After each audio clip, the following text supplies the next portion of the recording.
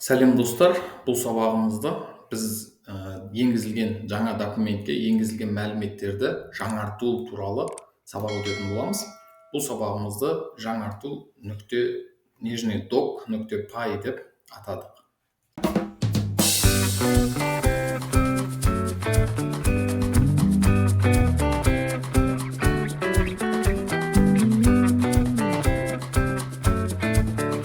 Ол үшін біз мына файл тұрған жерде, жаңарту док пай тұрған жерде жаңа файл нүкте txt деген бір файлымыз бар. Осының ішіне бір мәліметтер бар. Осыларды бір жаңартып көреміз қазір. Біз алдындағы сабағымыздағыдай with операторын қолданатын едік. Open ішіне бірінші жаңа нижний файл нүкте txt файлымыздың атын береміз.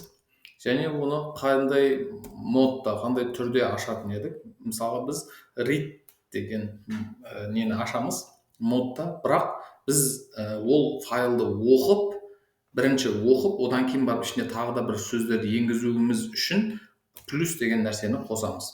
R плюс деген бізде ол оқиды да, және жазуды да жаза алады деген сөз. Және бізде қазақ тілін не қылу үшін UTF-8-ді қосатын едік, бұл бізде энкодер деп аталатын еді. Энкодер, encoding деп аталатын еді. Және бұны бұл open функциясынан, яғни open класынан келген мәліметтерді біз as file деп бір файл айнымалысына атаған едік. Енді осы арқылы біз мысалға printпен бүкіл файлдың ішінде не бар, соны оқиық. Оны экранға жаздырайық. Мысалға файл нүкте read деп оны жаздыртайық. Ctrl-Shift тырнақша Python және жаңарту нижний документ нүкте py. Enterді бассақ, мына Мұртаза Абдысамат, Мұстафа Абдысамат, Ералхан Абдысамат деп маған ішіндегі файлдағы нәрселердің барлығын жаздырып берді. Енді біз тек бұл методтан қарағанда бұл оқыдық. Енді бұны біз былай ішіндегі мәліметтерді өзгертіп көрейік. Оны қалай жасайтын едік? Алдыңғы сабақта көрдік. With open мына жердегі барлығын көшіріп алайын ішіндегісін.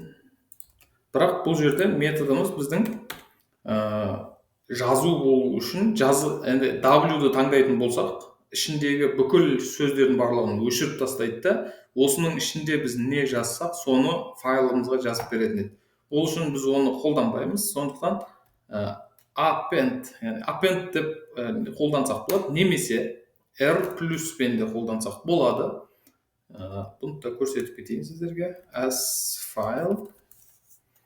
Мына жерде жоғарыдағы неміз, мына ашып атқан файлымыз, осыны қос нүктеден кейін, уже біткеннен кейін болса, уже файлды ашып жауып тастайтын еді, сразу. Мына жерде де мысалы файл жауып тастады. Сондықтан қайтадан ашып, ол файлды оқып, мысалға ішіне бір файл нүкте write деген методты қолдану арқылы мысалға бір мысал деп көрейікші, мысал деп жаздырайық. Сөйтіп, осын жаздырып болғаннан кейін, мына readпен қайтадан оқимыз. Сөйтіп, экранға жаздыртамыз, ішінде не бар екенін. Сақтаймыз, Ctrl-Shift тырнақшамен жаңағы файлымызды қайтадан орындатқызайық. Орындатқызған кезде, мына мысал за Абдысамат болды. Неге? Өйткені бұл жерде мына файлды оқыған кезде біздің курсорымыз 0-шы индекске барады. Сөйтіп, мысалға, біздің жаңа астында жазылған Мұртаза Абдысамат деген жерге барады да, осы жерден бастап мысал дегенді жаздырады жерге. Арғарай қалғаны қалай қалады, солай өзгертіледі. Мысалға, мысал за Абдысамат болып жазылып кетті. Файлымызды ашып көрейік. Мына жерде де дәл солай жазылып тұр. Мысалға, мысал за деген. Енді бұны өзгертіп қояйық. Мұртаза Абдысамат. Енді бұны сіздер осылай енгізсеңіздер болады. Немесе өзіңіз алдыңғы сабақта көрсеттік, мысалы файл нүкте seek деген методымыз бар еді. Ол seek деген методымыз курсорды жылжытатын еді. Мысал деген сөзді мысалға 20-шы индекстен бастап жаздыртып көрейік. Ол қалай болады кезде? Ctrl Shift тырнақша жаңағы методымызды орындатқызып көрейік. Міне Мұртаза Әбдісамат толығымен жазылды. И 20-шы индексіміз бізде мына жерге келеді екен. Сондықтан мына жерге Мұстафа дегеннің орнына мисал деген жаздырды. Мисалфа Әбдісамат деп астындағы нені өзгертіп жіберді. Текстімізді. Енді бұны біз Ctrl-K-сымен комментке алайық. Және файлымызды дұрыстап алайық. Мына жердегі файл текстімізді. Бұл жаңарту сабағы, өйткені ішіндегі мәліметтерді біз өзгертіп жатырмыз, жаңартып жатырмыз ішіндегі қандай мәліметтерді. Біз тағы да енді мынандай нәрсе істесек болады. Файлдарды комментке алып кетейін мына жерге.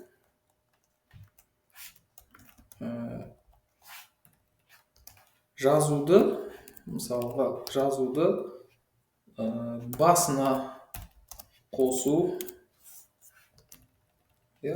осылай мынаны көшіріп алайын да 3 жерге жасайық, 3 пример келтірейік.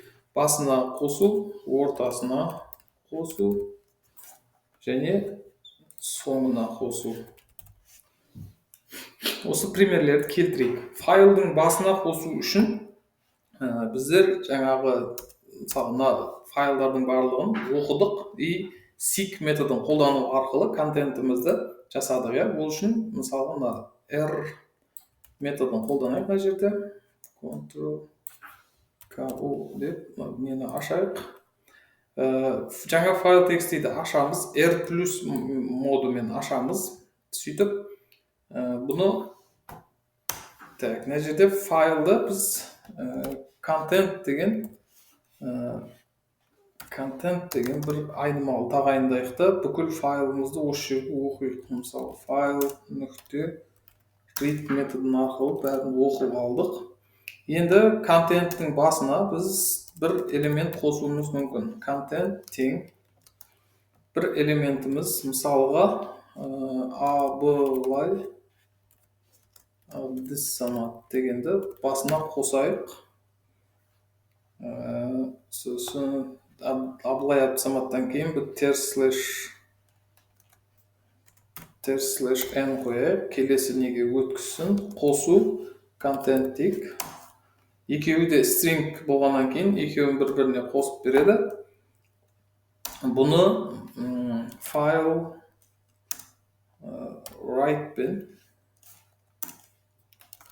write-пен контентке жаздыртайық. Бірақ біз оны 0-шы индекстен бастап жаздыртуымыз керек. Сол үшін file.seek 0-шіге апаруымыз керек. Сол кезде біз файлымыздың жаңағы Абылай Әбдісамат деген сөзді жаңағы біздің файлымызға мына жерде көрсетейін. Жаңа файлны Мұртаза Әбдісаматтың алдына қосатын болады. Қазір бұны көреміз. Мынаны сақтаймыз и мына екінші немізді қолдану арқылы Ctrl-K-O мен нені алып тастайық. Бұл жерде тек біз оқимыз, R методы бола береді бізге. И файл read-пен экранға соны жаздырту. Ctrl-Shift тырнақшамен орындатқызайық.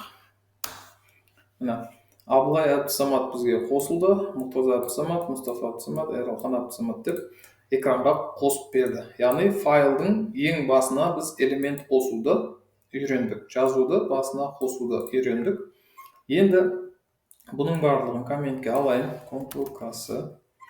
Екінші бізде ортасына қосу width командасымен ашамыз. Width open. Жаңа жоғарыда нәрселердің барлығын жазамыз. Жаңа нежный файл .txt өтір методымыз біздің R+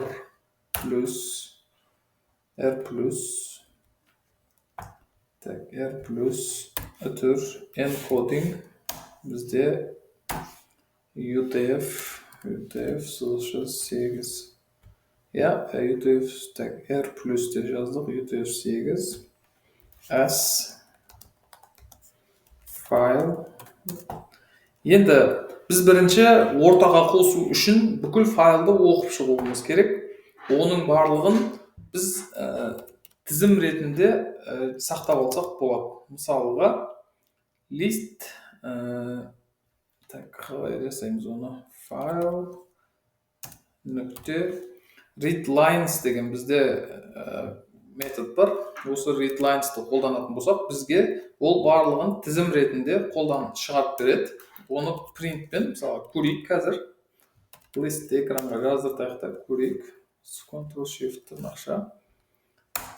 Міне, біз осы тізім алғаннан кейін, мысалы, барлық тізім алынды, бізде уже бір тізім ретінде алынғаннан кейін, тізімнің басына, ортасына мәліметтерді қосуды алдыңғы сабақтарда көрген болатынбыз.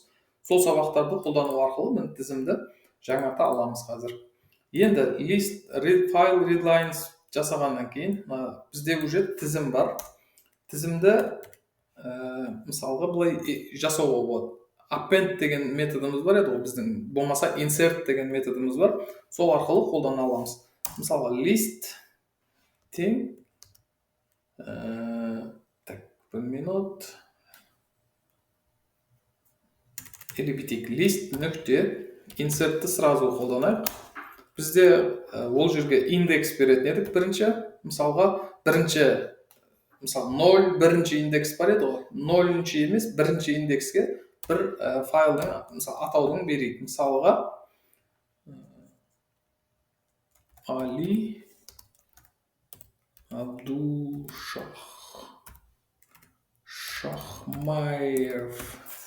Али Абдушахмаев дегенді қосайық тізімге.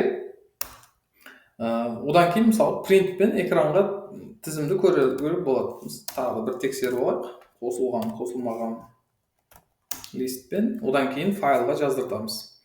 Ctrl-Shift тырнақша и орындатқызайық. Міне, Абылай Абдусаматтан кейін бізге Али Абдушахмаев қосылды. Одан кейін Мұртаза Абдусамат. Енді бұны біз Абдушахмаевтан кейін /n мен келесі қатарға түсіруді ұмытпаймыз. Енді бұны біз неге жазып шығамыз? Жазып шығу үшін біз барлығын for циклына алуымыз керек. For i in list барлық тізімді айналып ішіндегісін, барлық тізімдерді қатар-қатар жаздыртып шығуымыз керек. File нүкте write методын қолдану арқылы i-ді жаздыртып шығамыз. Сөйтіп сақтаймыз и орындатқызайық. Ctrl-Shift тырнақша Python жаңарту. Міне орындалды. И бұны қалай көретін едік? Жаңа мына R методын қолдану арқылы көретін едік. Ctrl-KU мысалға оны жаңа файлы оқып экранға жаздыртайық. Ctrl-Shift тырнақша орындатқызайық. Міне, біз қазір 2 рет орындатқыздық мынаны.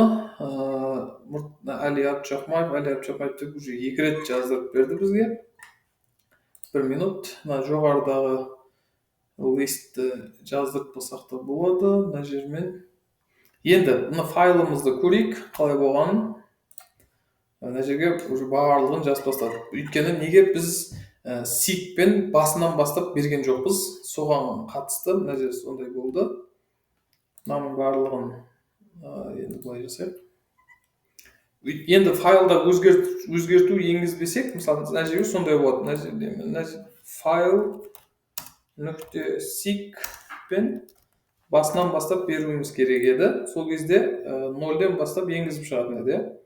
Мысалға, Абдушахмаев /n енгіздік, сақтаймыз, Ctrl-Shift тырнақша орындатсақ, қайтадан енгізіп шықты барлығын. Енді файлымызды өзгертейік мына жерден.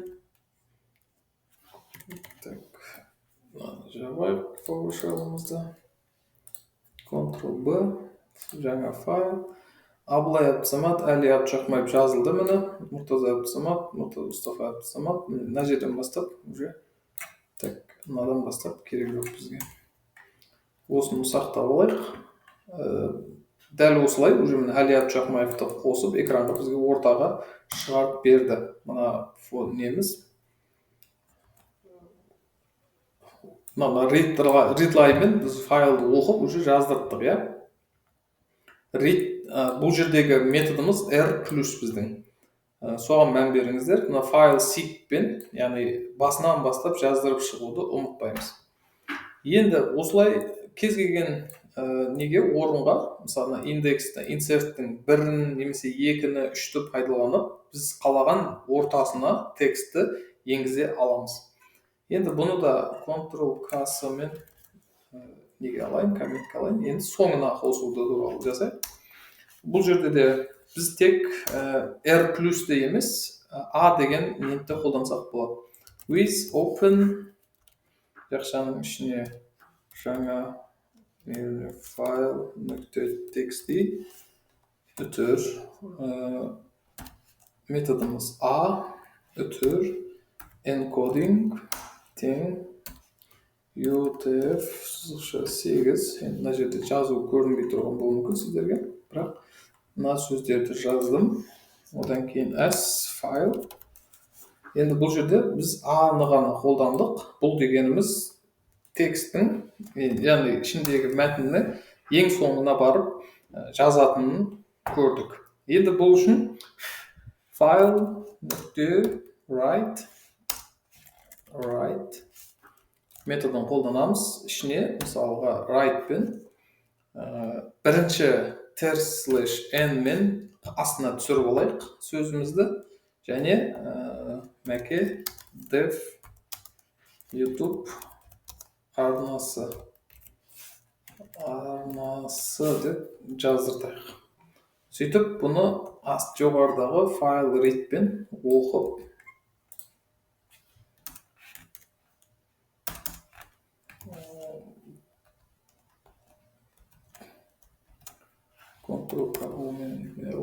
и осыдағы R методын тек read-пен оқып экранға жаздыртайық. Ctrl-Shift-ін аша, Python. Аблай Әбдісамат, Әлият Жақмаев, Мұстафа Әбдісамат, Ералхан Әбдісамат, ең соңында мәке dev YouTube арнасы деп қосып берді. Осылай біз кез келген файлымыздың ішіндегі тексттерді оқып, ішіндегі кез келген мәліметтерді осылай жаңарту жасасақ болады. Бұлай қарап тұрсаңыздар, енді өте қарапайым, енді оңай мысалдарды көрсеттім сіздерге. Файл seek-ті қолдануды, және алдыңғы сабақтарда да бір көрсеттім. Tell деген функциясы бар еді. Курсордың қай жерде тұрғанын көрсетіп беретін, қай индексте тұрғанын. Сол сияқты индекстермен және write деген нәрсені қолданған жоқпыз бұл жерде. Өйткені write методын қолданатын болсақ, сол write-тің астына біз не жаздырсақ, файл write-пен не жаздырсақ, соны ғана экранға жаздыртады, ішіндегі файлдың барлық нәрсені өшіріп тастайтын еді. Соғанда бір енді мысал болған келтірмей қояйық, өйткені алдыңғы сабақтарда оны көрсеттім write-та. Осымен сабағымыз аяқталды. Келесі сабақта кездескенше сау болыңыздар.